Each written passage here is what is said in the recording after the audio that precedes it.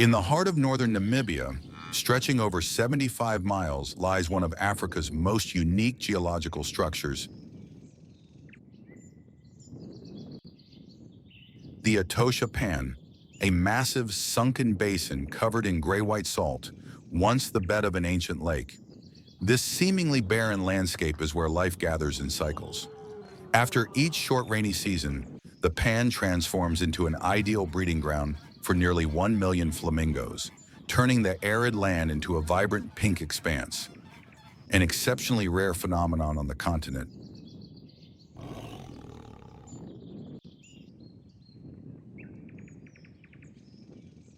Not only migratory birds, but also rhinos, large mammals facing the threat of extinction, choose Etosha as a place of survival. Thanks to flat terrain, wide visibility, and a well-distributed system of waterholes, Etosha has become one of the most favorable places in Africa to observe rhinos. The name Etosha, in the local Ovambo language, means Great White Place, accurately reflecting the rough, monochromatic, yet distinctive features of this land. Beneath the hardened salt lies a complex ecological network where animals must adapt to survive under extreme conditions. From these challenges, Etosha has become one of the oldest and most biologically valuable reserves in Africa since 1907.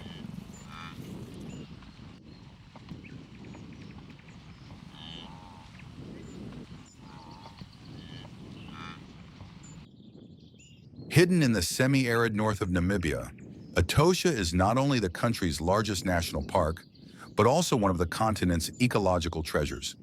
Covering more than 8,600 square miles, the heart of Etosha is the Etosha Pan.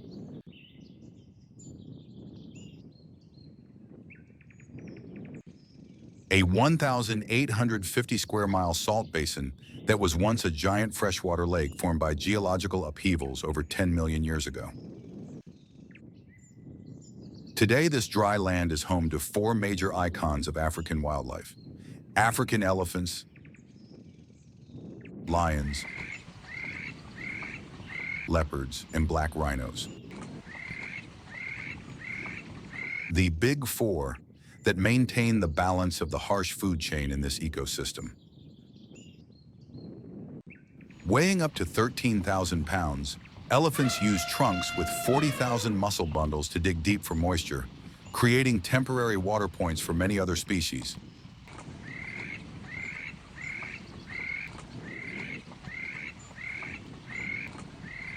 A rare advantage.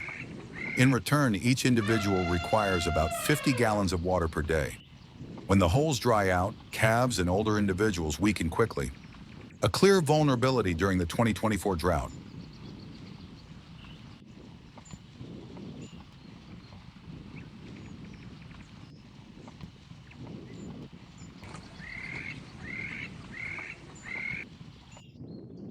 Etosha lions, natural filters of the antelope herds. Lion prides rely on flanking and head-on tactics to bring down prey within the radius of waterholes.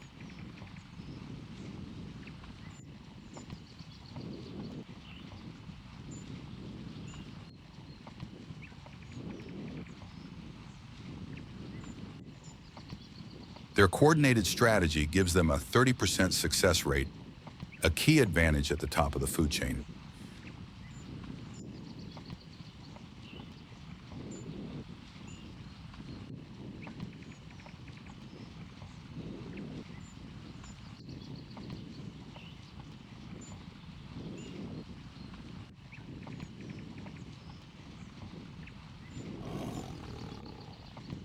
During dry years, prey disperses, chase distances increase, and the pride expends more energy, a weakness when temperatures exceed 104 degrees Fahrenheit.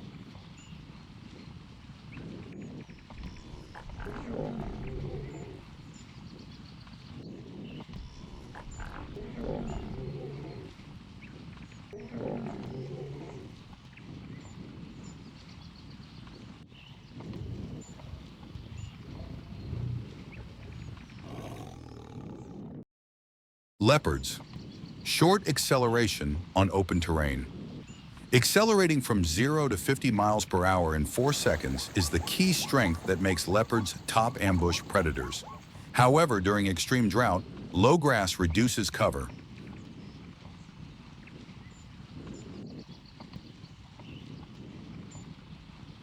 Approaching within 65 feet becomes difficult, increasing the number of failed ambushes, a disadvantage that forces them to steal from lions, raising the risk of injury.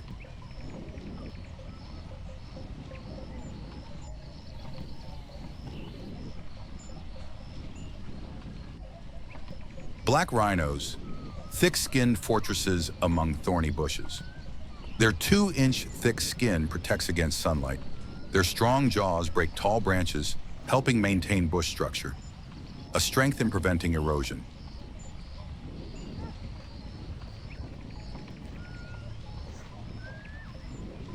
When young leaves are scarce, rhinos are forced to graze on low mineral grasses, leading to weakened immunity and higher risk of blood parasites, a biological vulnerability during extreme drought.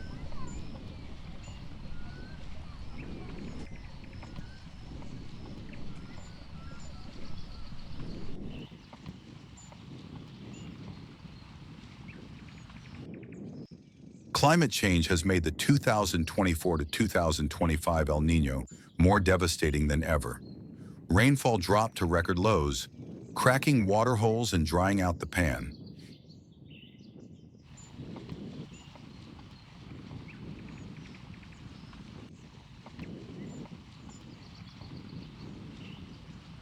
Hippos, which rely on large water volumes to regulate body temperature, became trapped in fractured mud, their bodies showing signs of skin cracking.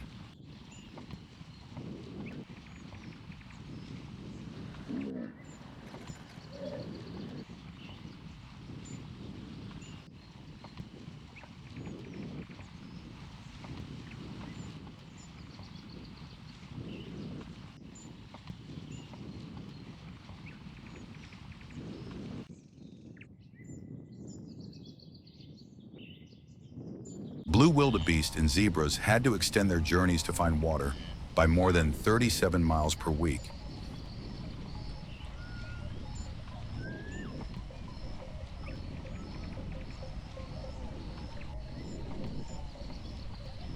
Calf mortality rates rose by more than 20% compared to the 10-year average.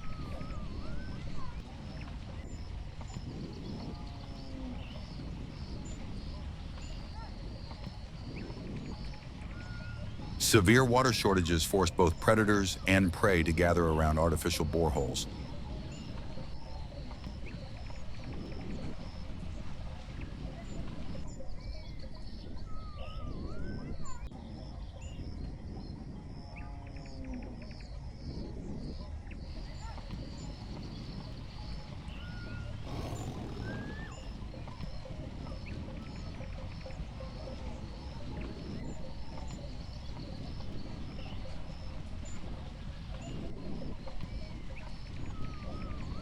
Where every drop became a reason for deadly confrontations.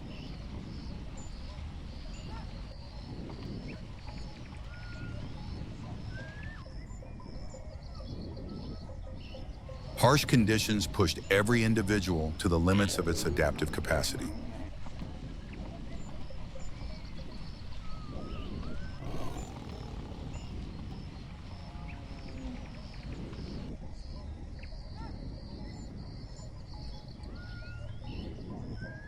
The first rains of 2025 spread water across the pond, creating a reflective surface like a mirror.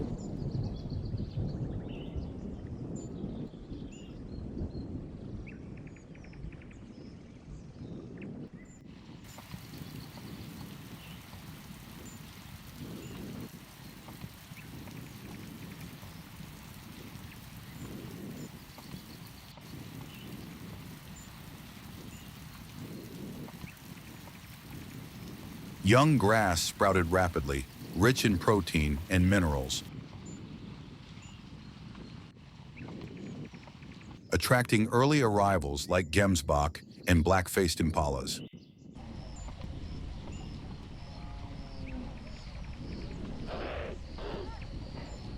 Soon after, elephants appeared along old trails, led by elder matriarchs who remembered the locations of ancient waterholes.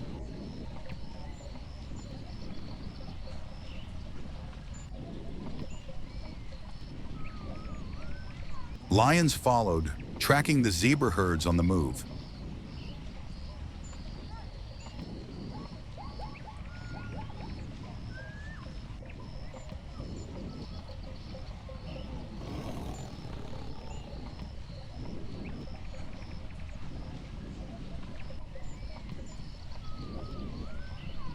Leopards positioned themselves along the edges of low brush,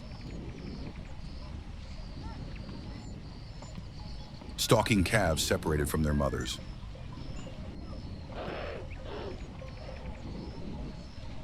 The dry-wet cycle began again. Dung, dry grass, and fallen leaves decomposed in the water, returning salt, clay, and minerals to the soil.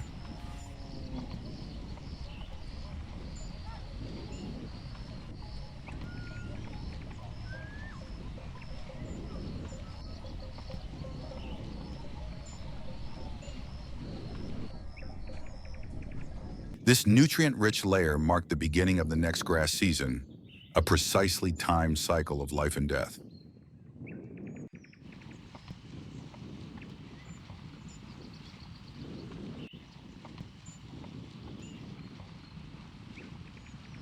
The Etosha pan, stretching 75 miles long, reflects sunlight and retains daytime heat. When dry, its thick salt crust reflects light, preventing weed invasion and protecting natural grazing grounds for antelopes during the dry season.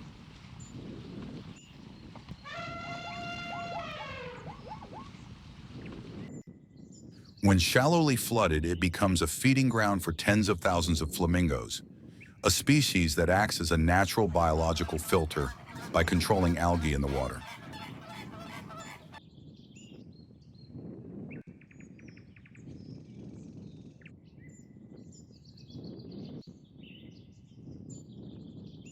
However, the pan's closed water system makes it extremely sensitive to climate fluctuations.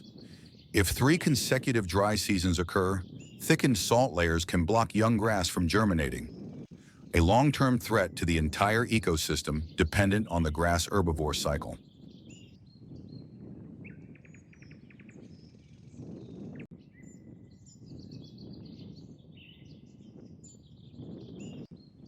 Etosha is a place that tests the limits of survival. The dry season lasts from May to October, with daytime temperatures exceeding 104 degrees Fahrenheit.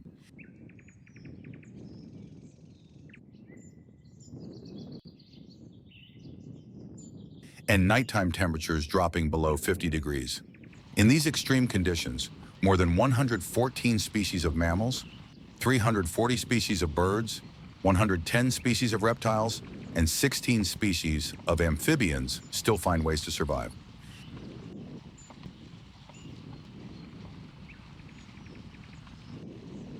Their key strength lies in water resistance and physiological flexibility. Elephants dig deep wells to reach underground water.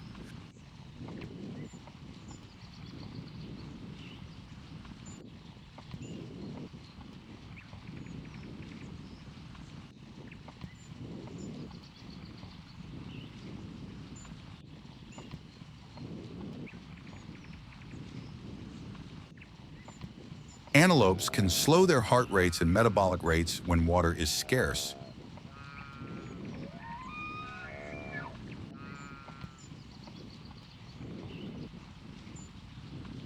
From November to April, summer rains return, soaking the dry soil and filling shallow depressions. A spectacular scene reappears.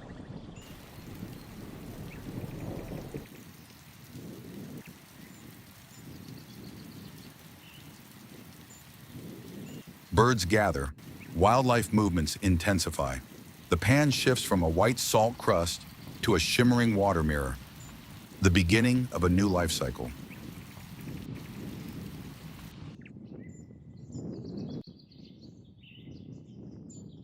Etosha operates as a natural symphony, balanced yet fragile. It is resilient enough to endure harsh dry seasons,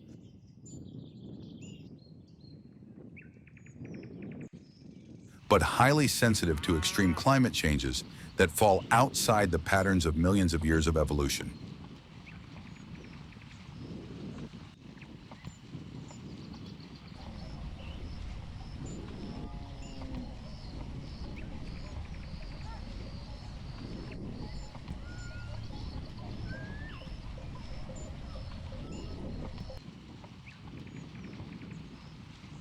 Etosha, with its big four as pillars, is a biological treasure not only for Namibia, but for all of Africa.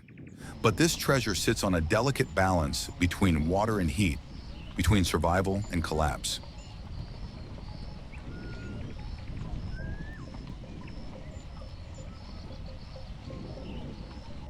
Only by deeply understanding natural strengths, such as the regeneration cycles of grass, water, and minerals,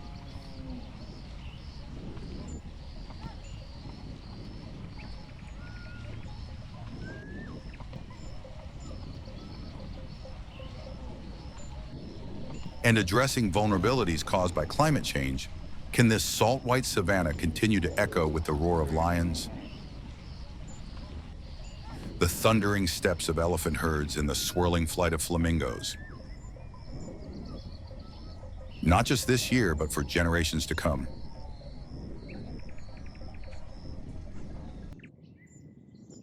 As the sun descends beyond the blinding white edge of the pan, the last golden rays reflect off the fine salt, creating a hazy glow like a desert mirage.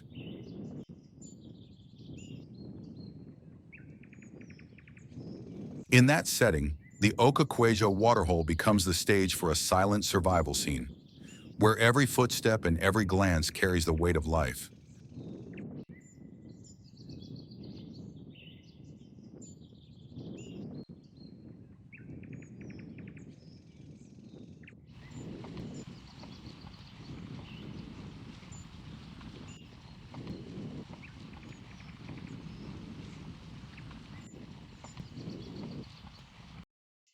Twilight marks a shift in the script.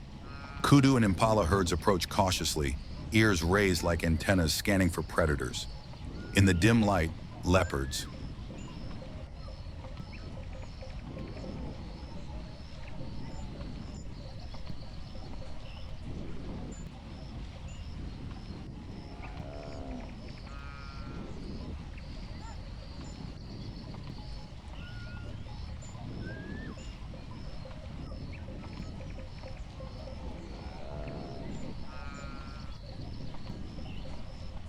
The masters of the shadows begin to move.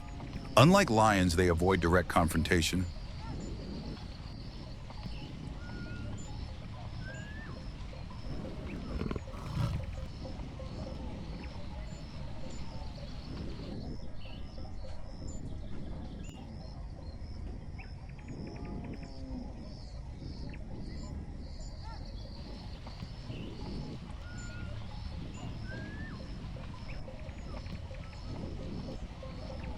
They stay hidden near shrubs or low trees, watching and selecting the weakest prey.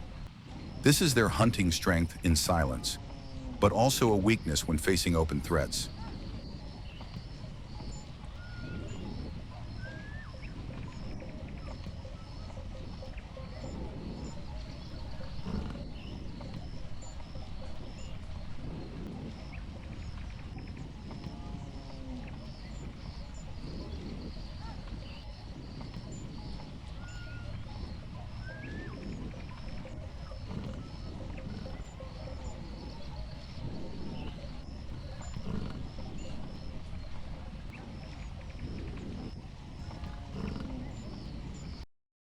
At night, black rhinos dominate the space. Solitary nature, sharp senses, and heavy steps make them the ruling presence at the waterhole.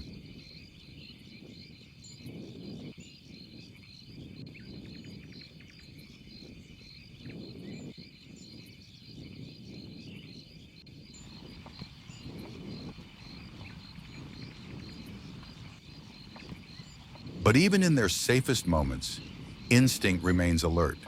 At the slightest unusual sound, they can turn and run at 34 miles per hour, a feat for an animal weighing over 1 ton.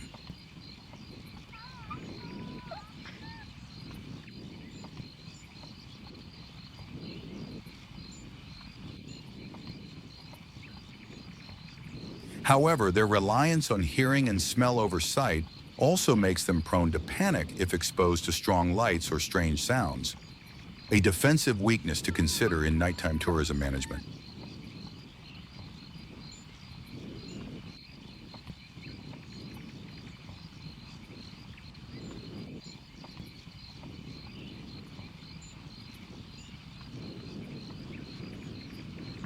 Ocaucuello clearly shows that a waterhole is not just a gathering place, but a health indicator for the entire semi-arid region.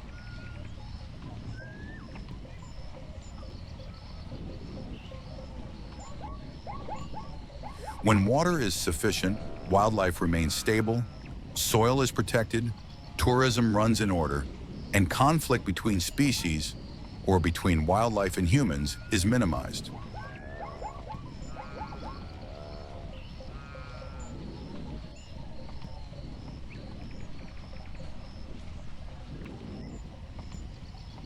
But if the water becomes mineral contaminated, or tourists create excessive noise, the entire balance can collapse within days. From an ecological perspective, Ocaucuello is a compressed model of Etosha itself.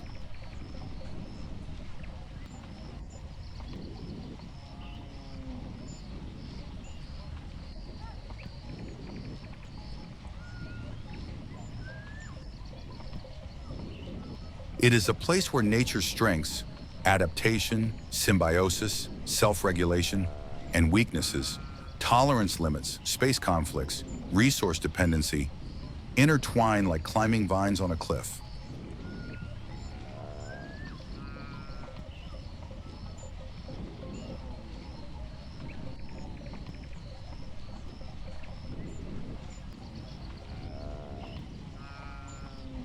Only when every link, from elephant matriarchs and solitary rhinos to rangers and visitors, fulfills its role,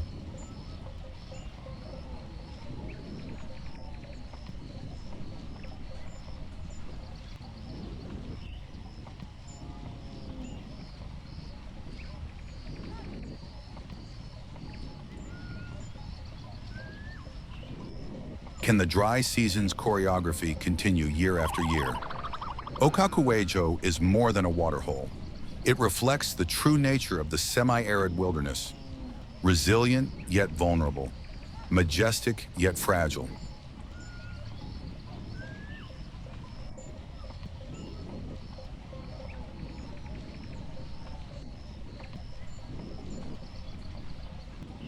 It must be understood not only with the eyes, but with long-term empathy between people and this ecosystem.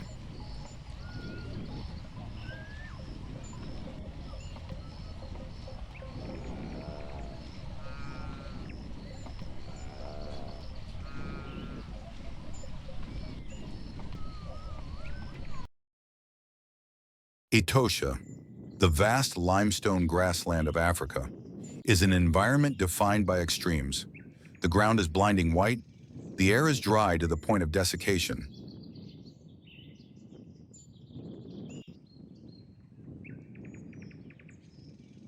Midday temperatures reach 104 degrees Fahrenheit. Humidity drops below 15%.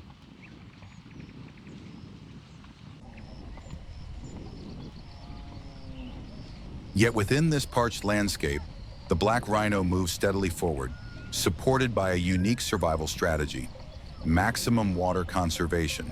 Instead of relying on open water sources, this species drinks indirectly, from food.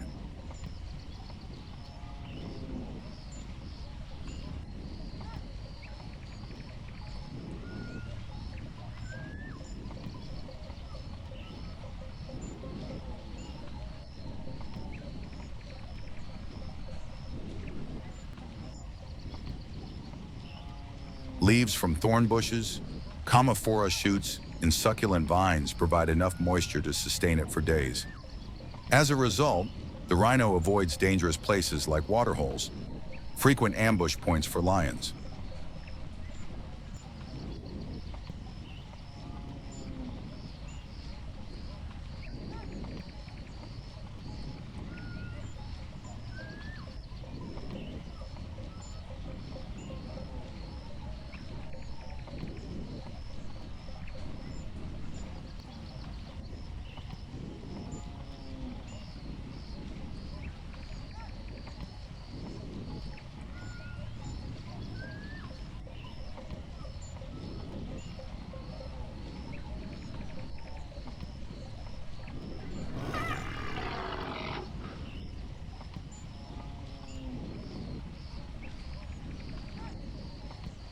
Each slow step of a black rhino is a touch point within Etosha's living structure. It is neither loud nor fast, like a silent groundwater current, sustaining the balance between thorn bushes and grasses in one of the driest habitats on Earth.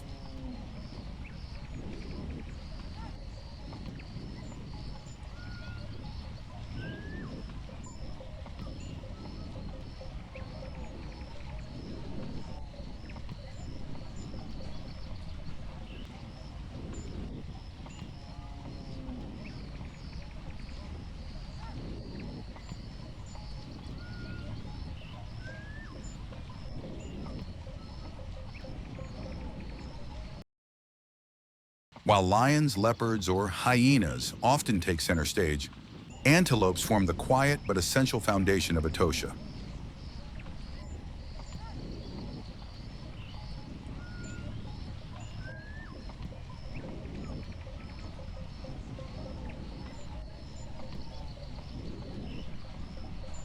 More than 10 antelope species share the grasses, shrubs, and waterholes, creating a mobile living carpet that shapes the position of the entire predator-prey chain, from ground hunters to aerial scavengers.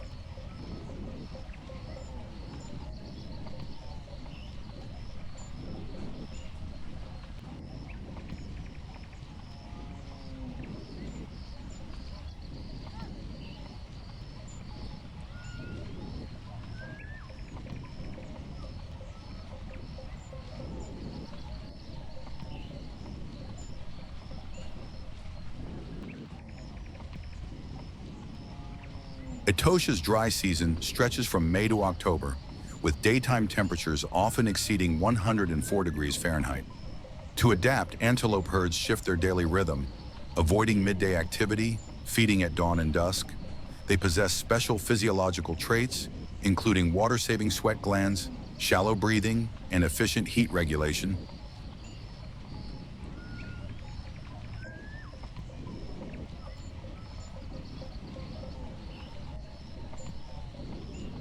Allowing them to remain active with minimal water. However, when natural springs dry up, crowding at artificial waterholes exposes risks: food competition, disease spread, and higher predator targeting.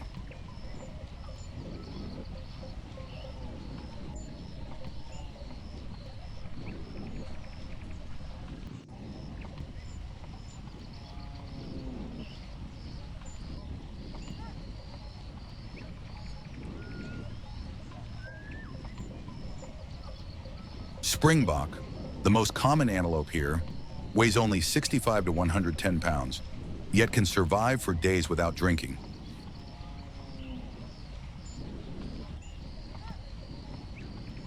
They extract internal water from metabolizing fats in dry leaves, a unique desert survival strategy.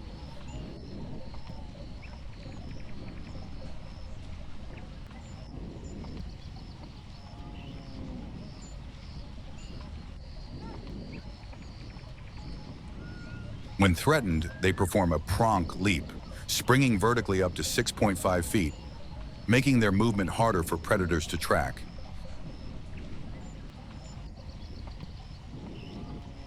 However, their small size leaves them vulnerable during lean months when grass is scarce.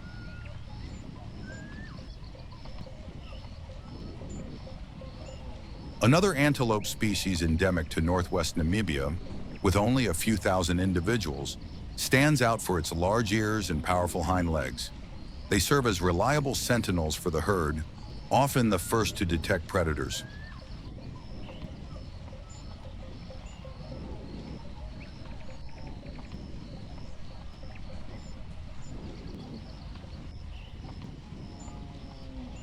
When one stops and aims its ears at a strange sound, the rest of the herd quickly alters behavior, a form of communal defense. Kudu, the largest of the group, can reach up to 5 feet tall, with spiral horns over 3 feet long. They feed on high canopy leaves, which face less competition.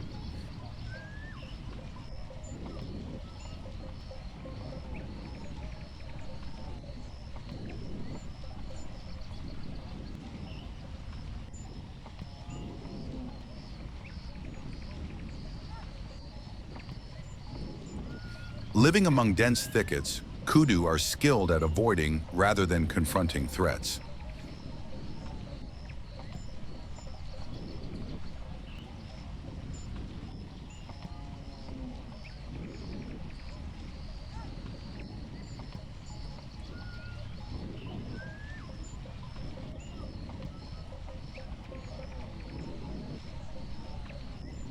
However, their large bodies require more water.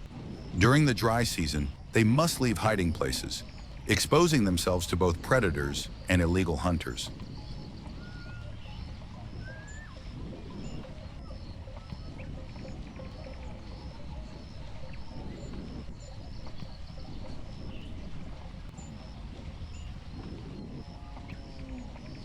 One of the antelope herd's greatest strengths is interspecies coordination. When an impala emits a hoarse alarm call, springbok instantly cluster, while kudu retreat into shrubs.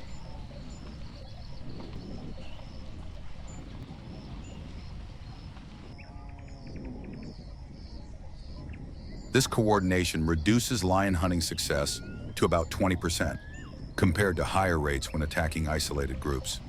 But this defense works best near waterholes, where density is high. As drought forces herds to travel over 6 miles, group fragmentation and broken communication raise the risk of death.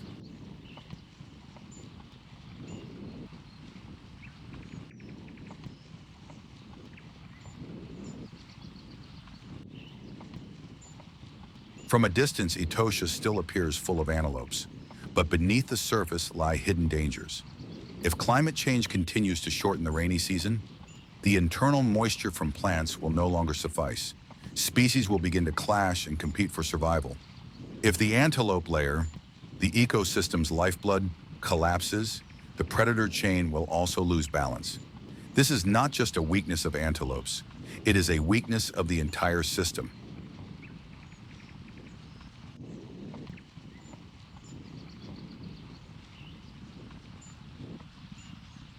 At the peak of Etosha's dry season, the ground cracks open, leaves nearly vanish, and all animals converge on the few remaining waterholes. Long tracks stretch for miles, marked by the footprints of antelopes, zebras, kudu, and buffalo, all drawn to the water's edge by an invisible pull.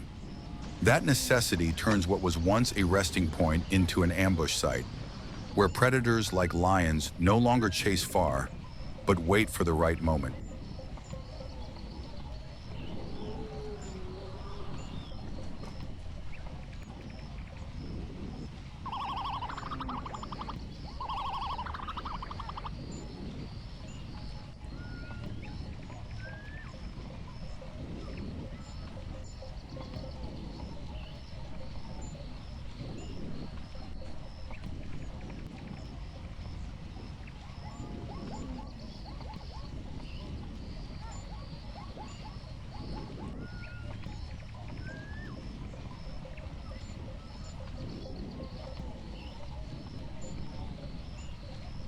Male lions only appear when the target is too large or too dangerous, such as buffalo or adult zebras.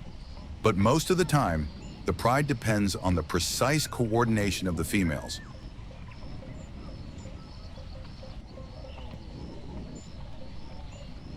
Striking at the right moment, in the right place, with no wasted step.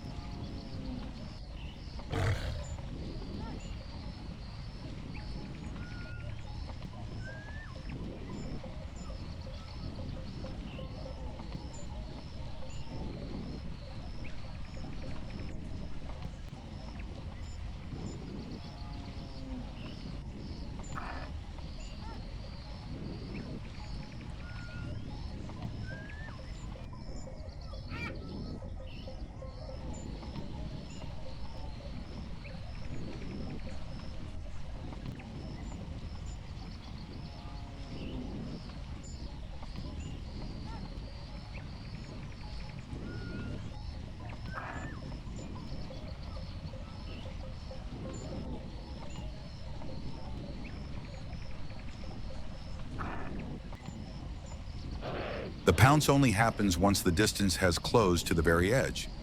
A quick, clean move that often determines the outcome.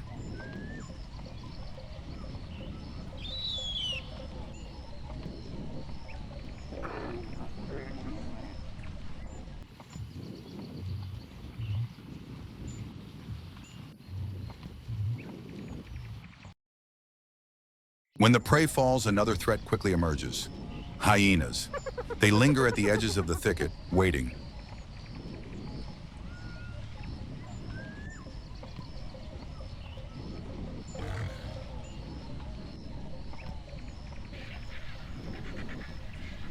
If the lion has not made a clean kill, hyenas will push in, forcing the lion to drag the carcass farther, wasting more energy.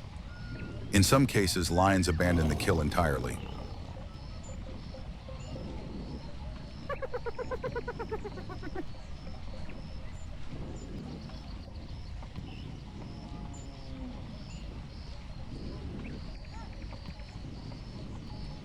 Lion ambushes change the prey's behavior too. Antelopes no longer drink for long.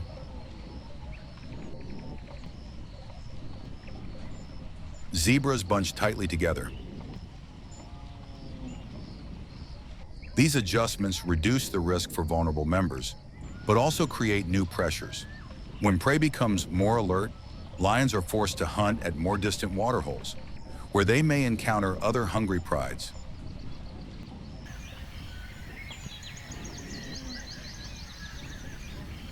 The lion's roar, a distinctive sound that echoes across the grasslands, is not only a territorial claim, but also a warning to rivals. But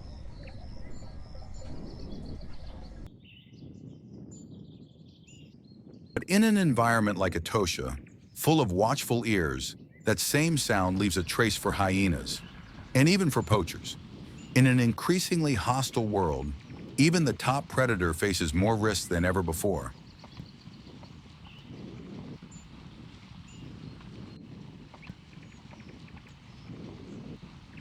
Hunting near waterholes remains an efficient strategy, but the cost is always present.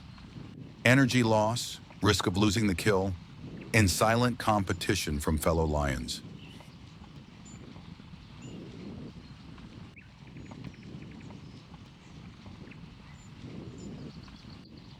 In the dry expanse of Etosha, every meal is the result of a coordinated chain, where a single broken link can bring the entire plan down.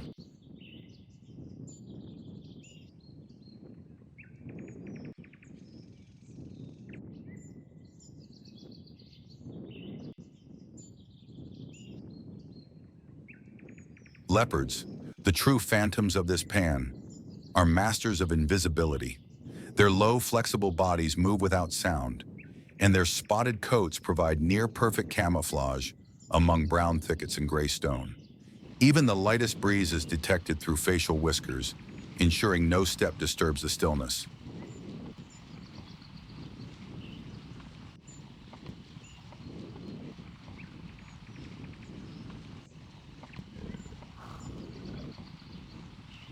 Leopards do not pursue prey over long distances. They wait in ambush along familiar trails, places where antelopes leave waterholes.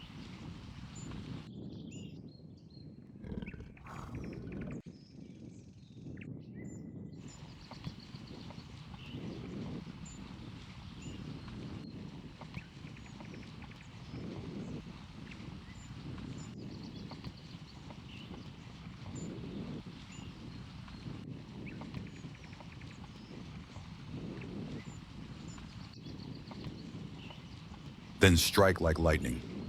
When the target is within reach, a single leap from behind is enough to end the hunt without a sound.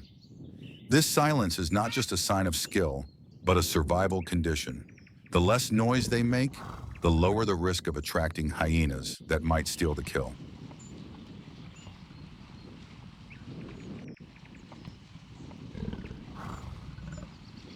However, not every leopard attack is successful. A failed strike depletes nearly all stored energy, forcing the leopard to retreat into the shade and go without food the following day.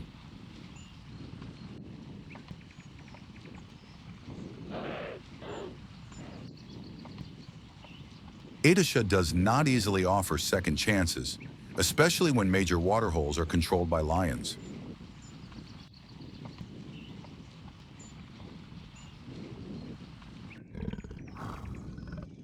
Leopards are forced to hunt at the margins, where grass is taller but visibility is limited, increasing the chance of leaping into horned prey.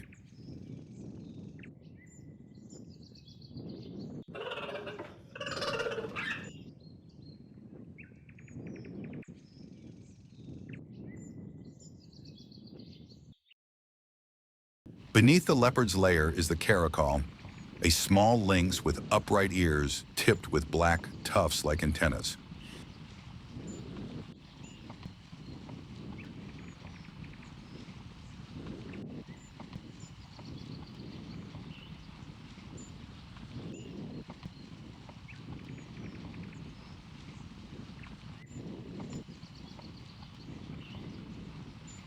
It is a specialist in hunting birds. No chasing is needed, just a vertical leap from the ground, twisting midair to snatch prey in flight.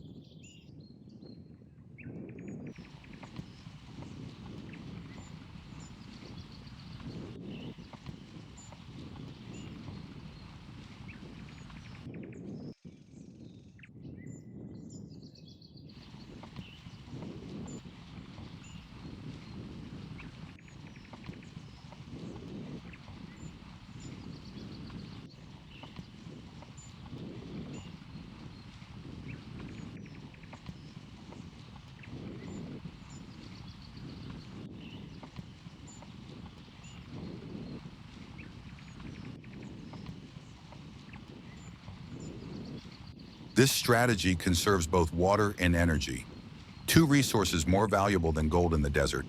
But the caracal's small body makes it vulnerable to kleptoparasitism.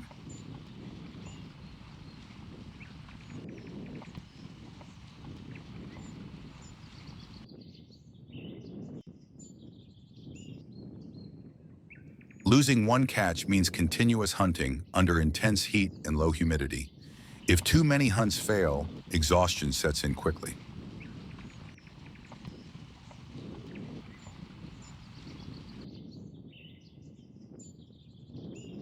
Lower still is the serval, a wild cat with unusually long legs and large round ears. It does not need to see its prey.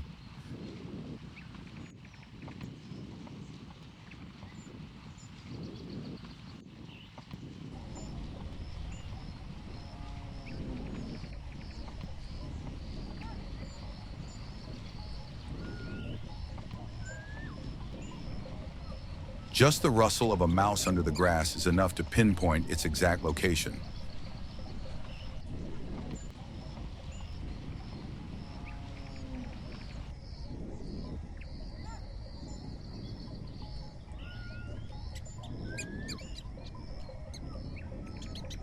The serval jumps straight up and strikes down with its forelegs, pinning the rodent in thick vegetation. Its success rate is surprisingly high.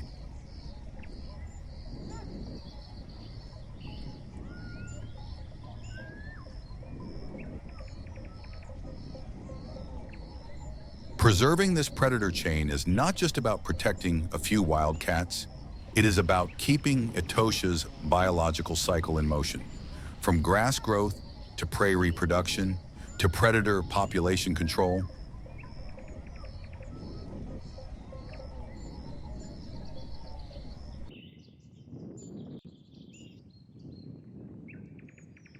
It all runs like a finely tuned natural machine. And within that machine, the silent shadows are essential gears.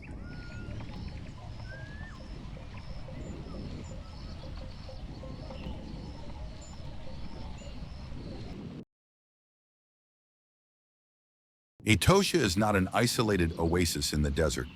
It is the southwestern segment of the Kavango-Zambezi (KAZA) corridor, a transboundary conservation area connecting Namibia, Angola, Botswana, Zambia, and Zimbabwe.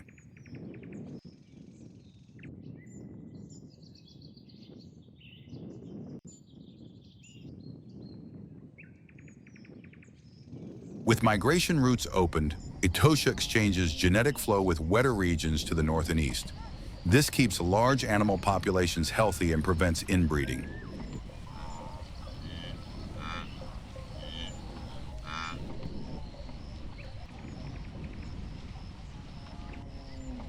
African elephants are the clearest example. During the rainy season, they travel hundreds of kilometers north to the Kunene grasslands. When Etosha's golden plains turn green again, they return south. Along the way, their water map memory and habit of digging shallow wells provide water not only for themselves, but also for many other species.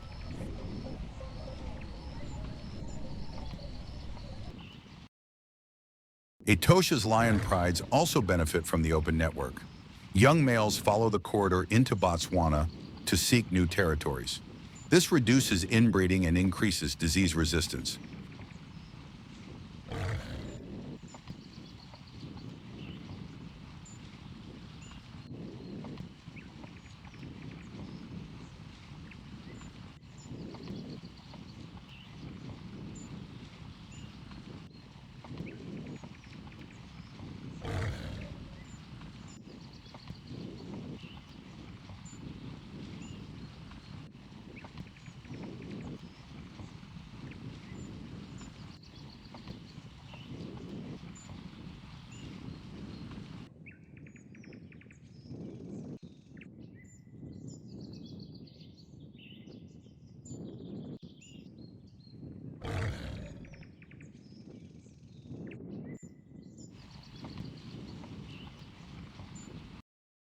For blue wildebeests, Kaza functions like an ecological highway.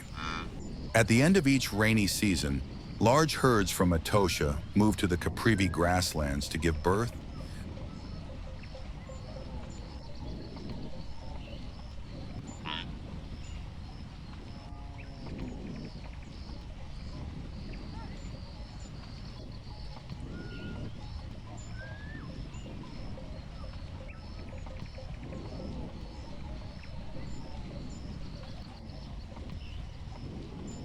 Then return before the pan dries up. This migration disperses grazing pressure, allowing the grasslands to recover, but newly built asphalt roads along the route delay the herds. Calves are born later and immediately face the early dry season heat, lowering survival rates.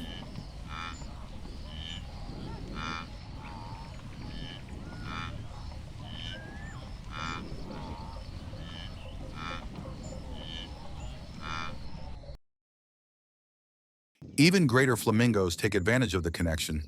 In years when the Etosha Pond holds shallow water, tens of thousands return to build nests.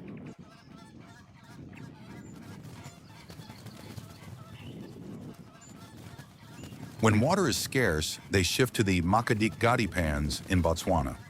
This site-switching ability maintains stable hatch rates. But if all salt lakes run dry due to extreme climate, this nomadic species loses its safe nesting grounds.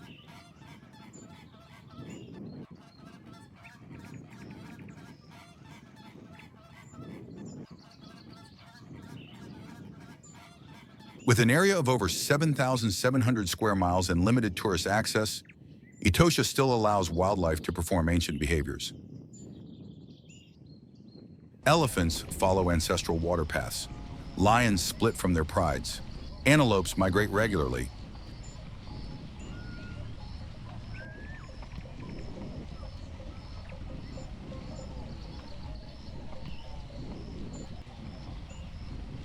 Etosha is a rare biological paradox, a dry landscape covered in white salt, yet rich in functioning food chains.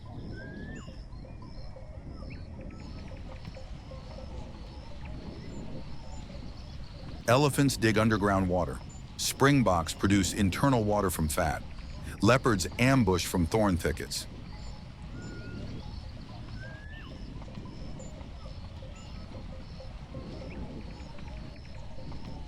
This diverse adaptation is what keeps this grassland full of movement. But every advantage has a cost.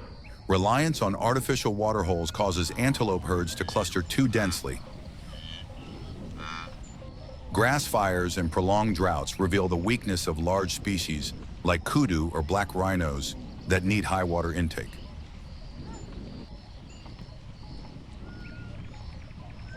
This fragility reminds us that Etosha cannot exist in isolation from the Kavango-Zambezi corridor. If migration links are lost, the system immediately weakens.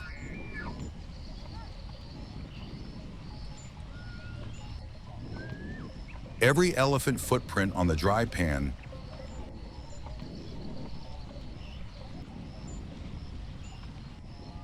every deep call from a kudu at dusk is a surviving note in Africa's wild symphony. To keep that rhythm alive, Etosha must be more than a tourist site. It must become a pledge of protection. This includes keeping migration corridors open, limiting underground water extraction, and strengthening ranger networks. When that commitment is strong, the lion's roar at dawn has a chance to echo in the ears of future generations.